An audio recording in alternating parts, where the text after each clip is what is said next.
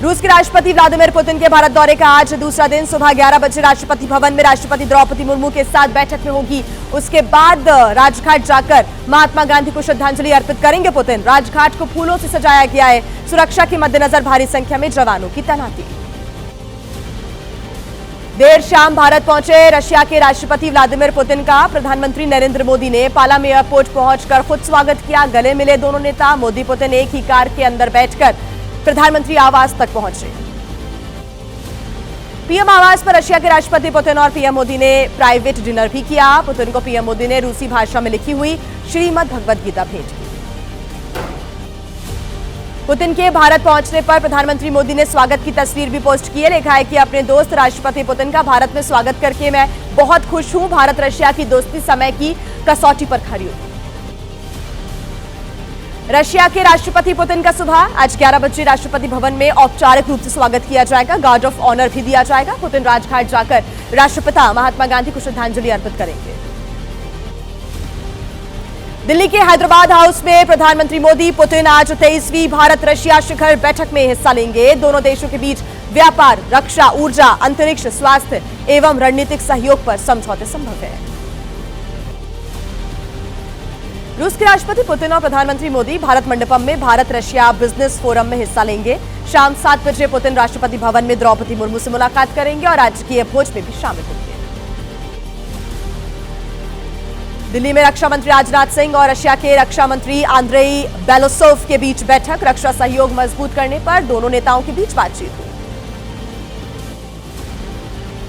Bharat Russia व्यापार forum के दौरान केंद्रीय वाणिज्य मंत्री पीयूष गोयल ने कहा, रूस शब्द सुनते ही हर भारतीय के मन में सबसे पहला शब्द आता है भारत का सुख दुख का साथी। पुतिन के भारत दौरे पर कांग्रेस नेता शशि थरूर ने कहा कि पुतिन का भारत दौरा एक बड़ा संदेश है। ये कदम भारत की उस स्वतंत्र विदेश नीति का प्रमाण है जहां पर हम हर राष्ट्र से अच्छे संबंध चाहते हैं। रूस के स्वास्थ्य मंत्री से केंद्रीय मंत्री जेपी नड्डा ने की मुलाकात। सोशल मीडिया पर जेपी नड्डा ने पोस्ट किया, कहा स्वास्थ्य क्षेत्र में द्विपक्षीय सहयोग और साझेदारी बढ़ाने पर बनी सहमति।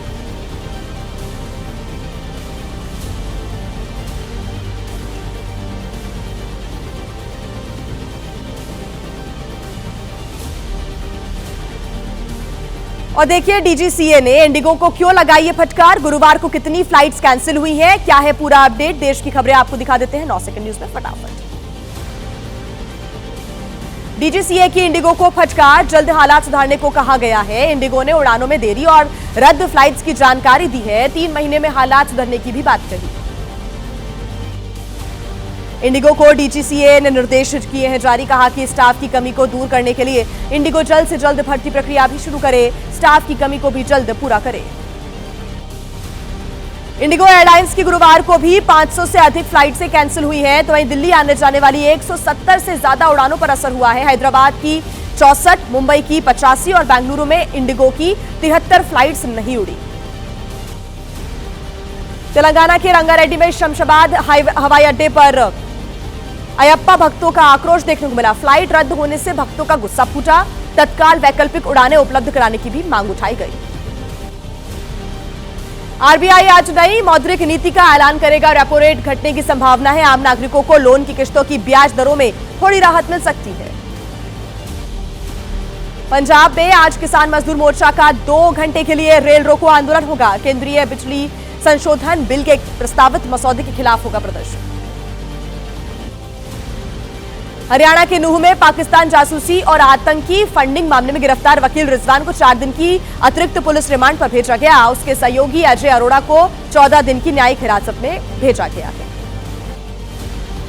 एनआईए ने किया अवैध हथियारों की तस्करी के गिरोह का पर्दाफाश। 22 स्थानों पर छापामार कार्रवाई की। 4 आरोपियों को दबोचा। आरोपियों के पास से 1 करोड़ से ज्यादा कैश बरामद हुआ। चेन्नई में तिरुपरनकुंद्रम मुद्दे पर बीजेपी कार्यकर्ता का प्रदर्शन हुआ। डीएमके मुख्यालय का भी घेराव किया। मंत्री पीके बाबू के इस्तीफे की मांग की गई। दिल्ली की हवा में सुधार नहीं हो रहा है। कई इलाकों में वायु खराब श्रेणी में लगातार है। वैसे प्रदूषण के बीच मौसम विभाग ने शीतलहर की भी चेतावनी जारी कर दी है। दिल्ली पर प्रदूषण पर रोकथाम का प्रयास भी जारी है। जगह जगह पर वाटर स्प्रे की मशीनें लगाई जा रही हैं। पानी के छिड़काव से वायु प्रदूषण को कम करने के प्रयास किए जा रहे हैं। और आइए अब रुक कर लेते हैं राज्यों की। ऐसे में आखिर किस राज्य में श्रद्धालुओं पर पुलिस ने लाठी डंडे बरसा दिए? कहां पर मेडिकल कॉलेज का छात्र रैगिंग का शिकार हुआ? राज्यों की बड़ी खबरें फटाफट आपको दिखाते हैं। यूपी के मुरादाबाद में कबाड़ के गोदाम में भीषण आग लग गई। फायर ब्रिगेड की टीम ने 2 घंटे की कड़ी मशक्कत के बाद आग पर काबू पाया। आग के गोदाम में मौजूद था एक परिवार, सभी को बाहर निकाला गया। हिमाचल प्रदेश की धर्मशाला में एक होटल के अंदर भीषण आग लग गई। फायर ब्रिगेड की कई गाड़ियों ने मौके पर पहुंचकर आग पर काबू पाया। होटल में रुके पर्यटकों में अफरा तफरी का माहौल बन गया। लखनऊ में चलती कार बनी आग का गोला और देखते ही देखते आग में जलकर ये खाक हो गई चलती हुई कार। कार चालक ने कूदकर अपनी जान बचाई। आग की घटना से इलाके में हड़कंप। यूपी के गाजियाबाद मसूरी इलाके में एक घर में जोरदार धमाका हो गया। घर के अंदर आतिशबाजी बनाने का काम चल रहा था। हादसे में घर की छत भी उड़ी। एक युवक गंभीर रूप से घायल। कर्नाटक के हावेरी में कॉलेज में बुर्का बनाम भगवा गमछा। छात्राओं के बुर्का पहनने पर कुछ युवक भगवा गमछा पहनकर कॉलेज पहुंच गए। कॉलेज प्रबंधन ने सभी को यूनिफॉर्म पहनने के निर्देश जारी कर दिए। आंध्र प्रदेश के पलनाडु में तेज रफ्तार कार हादसे का शिकार हो गई। कंटेनर के नीचे आई ये कार। हादसे में 5 लोगों की मौत, एक व्यक्ति गंभीर रूप से घायल। उत्तराखंड के रुद्रप्रयाग में खुलेआम घूम रहा गुलदार सीसीटीवी कैमरे में रिकॉर्ड हुआ। घूमते हुए इलाके में गुलदार से फैली दहशत। वन विभाग की टीम को दे दी गई है सूचना। पटना मेडिकल कॉलेज के जूनियर डॉक्टर्स ने मारपीट मामले में हड़ताल का ऐलान किया है। डॉक्टर्स ने अपने लिए सुरक्षा बढ़ाए जाने की मांग उठाई है। यूपी के मुजफ्फरनगर में खराब सड़क और जलभराव की समस्या को लेकर प्रदर्शन हुआ। युवक गंदे पानी में बैठा। मंत्री कपिल देव के आश्वासन के बाद ही उठा युवक।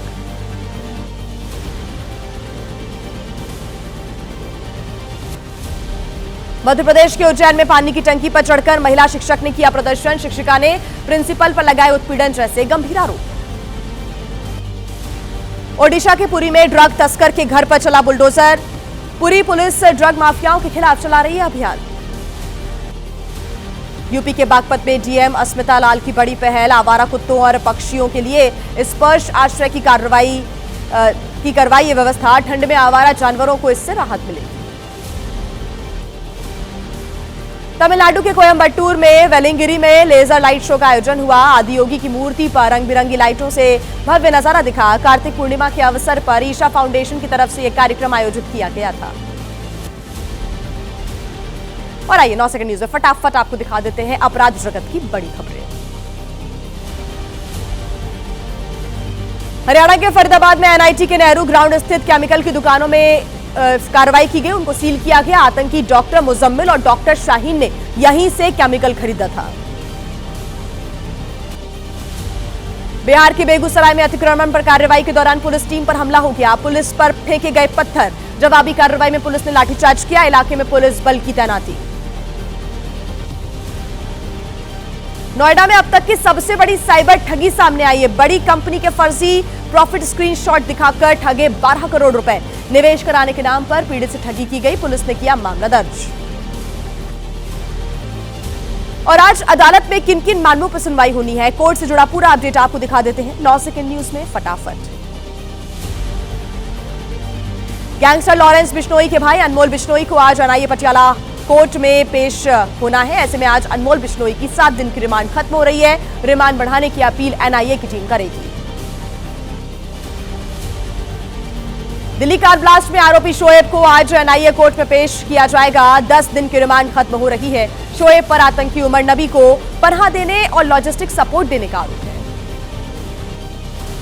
Australia ISI machinery Graham Staines हत्याकांड के दोषी दारा सिंह की रिहाई की मांग वाली याचिका पर सुप्रीम कोर्ट में सुनवाई होनी है। आज 26 साल जेल में सजा काटने के आधार पर रिहाई की मांग की गई है।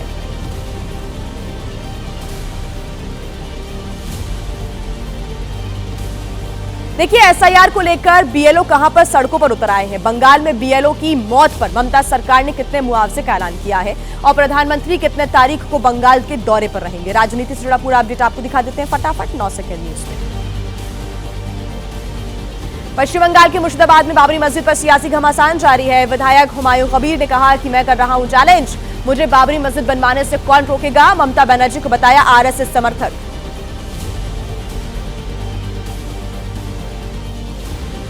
ममता सरकार में मंत्री उदयन गुहा ने हुमायूं कबीर को दिया जवाब, कहा कि जहां कोई इतिहास नहीं वहां पर कैसे बन सकती है बाबरी मस्जिद। हुमायूं कबीर की दिमागी हालत ठीक नहीं है। कांग्रेस नेता अधीर रंजन चौधरी ने हुमायूं कबीर के निलंबन पर कहा कि ममता बनर्जी लंबे समय से हुमायूं को शय दे रही थी, हालात हाथ से निकल गए तो लीपापोती करने लगी, जवाब दे ममता बनर्जी। टीएमसी से विधायक हुमायूं कबीर के निलंबन पर बीजेपी नेता खगेन मुर्मू ने कहा कि इस बार बंगाल से टीएमसी की विदाई तय है, प्रदेश भर में जनता को लूट रही है टीएमसी। पश्चिम बंगाल में एसआईआर को लेकर एक बड़ा खुलासा हुआ है। राज्य में 50 लाख ऐसे नाम सामने आए हैं जो बंगाल में रहते ही नहीं है। अब तक का यह सबसे बड़ा आंकड़ा सामने आया है। पश्चिम बंगाल में कथित एसआईआर प्रक्रिया में जान गंवाने वाले लोगों के परिजनों को 2 लाख रुपए का मुआवजा ममता सरकार देगी। सीएम ममता ने ऐलान किया, अस्पताल में भर्ती लोगों को 1 लाख रुपए की मदद मिलेगी। कोलकाता में एसआईआर प्रक्रिया के विरोध में सड़कों पर उतरे बीएलओ, राज्य सीईओ कार्यालय के बाहर प्रदर्शन किया। विरोध देखते हुए पुलिस बल की तैनाती की गई। पश्चिम बंगाल के मुर्शिदाबाद में एसआईआर प्रक्रिया में जान गंवाने वालों के परिवारों से मिली सीएम ममता बनर्जी, कहा कि हम आपके दुख में शामिल हैं। बीजेपी के इशारे पर देश में नफरत फैलाने के लिए हो रहा है एसआईआर। बीजेपी सांसद दर्शन सिंह चौधरी ने सीएम ममता पर निशाना साधा, कहा कि ममता बनर्जी की विचारधारा तुष्टीकरण वाली है। मेरा उनसे आग्रह, एसआईआर प्रक्रिया में करें समर्थन।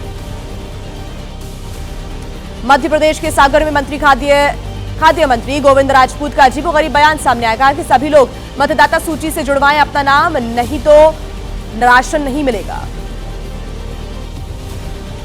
मध्य प्रदेश के खंडवा में 96% एसआईआर का काम पूरा हो गया है। बीएलओ की कड़ी मेहनत से 11 दिसंबर से पहले ही काम पूरा हो जाएगा। डीएम ने बीएलओ की तारीफ की। शीतकालीन सत्र के खत्म होते ही मिशन बंगाल पर जुटेगी बीजेपी। 20 दिसंबर को बंगाल दौरे पर रहेंगे प्रधानमंत्री नरेंद्र मोदी। नादिया जिले में एक बड़े कार्यक्रम में हिस्सा लेंगे। बंगाल बीजेपी के नेताओं से करेंगे मुलाकात। आज गुजरात दौरे पर जाएंगे गृह मंत्री अमित शाह। अहमदाबाद में स्वदेश उत्सव का उद्घाटन करेंगे।